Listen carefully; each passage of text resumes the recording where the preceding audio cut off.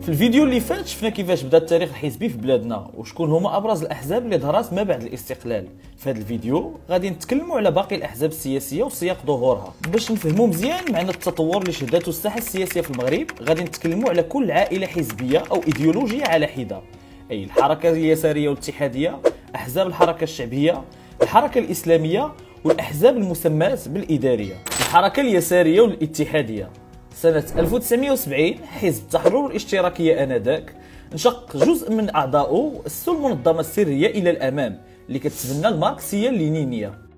في نفس الظرفية انشق عدد من أعضاء حزب الاتحاد الوطني للقوات الشعبية باش أسسوا كذلك منظمة سرية أخرى كتتبنى حتى هي المذهب الماركسي اللينيني وكتحمل اسم 23 مارس. سلسلة الصراع بين هذه الحركتين اليساريتين وبين المؤسسة الملكية غادي تؤدي لنهاية المنظمتين، وهنا فين غادي يظهروا لنا جوج الأحزاب السياسية اللي غادي تشكل ما يسمى باليسار الجديد في المغرب.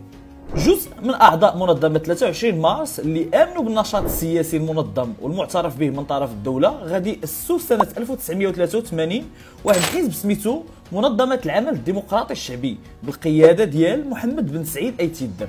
وجزء من اعضاء منظمه الى الامام غادي ياسسوا سنه 1995 حزب النهج الديمقراطي اللي كيتعتبر من بين الاحزاب الراديكاليه في المغرب اللي باقي كيتبنى المذهب الماركسي اللينيني وكيتبنى موقف مقاطعه الانتخابات. بدايه الالفيه الثانيه غادي تشكل سابقه في التاريخ اليساري في المغرب وغادي تقطع مع الانشقاقات اللي كان كيعرفها اليسار. سنه 2002 غادي يكون الاندماج الاول منظمه العمل الديمقراطي الشعبي بالاضافه لتيار الديمقراطيين المستقلين وحركه من اجل الديمقراطيه وفعاليات يساريه. الحزب اللي غادي ياسسوه غيحمل اسم اليسار الاشتراكي الموحد اللي غادي تصبح سميتو سنه 2005 الحزب الاشتراكي الموحد من بعد التحاق جمعيه الوفاء للديمقراطيه. الهدف كان هو تاسيس حزب يساري كبير وتحبس ظاهره الانشقاقات. هذا الشيء علاش في سنه 2014 فيدراليه اليسار الديمقراطي واللي غادي تولي حزب كيجمع ثلاثه الاحزاب في حزب سياسي واحد: حزب الطليعه الديمقراطي الاشتراكي، حزب المؤتمر الوطني الاتحادي، حزب الاشتراكي الموحد.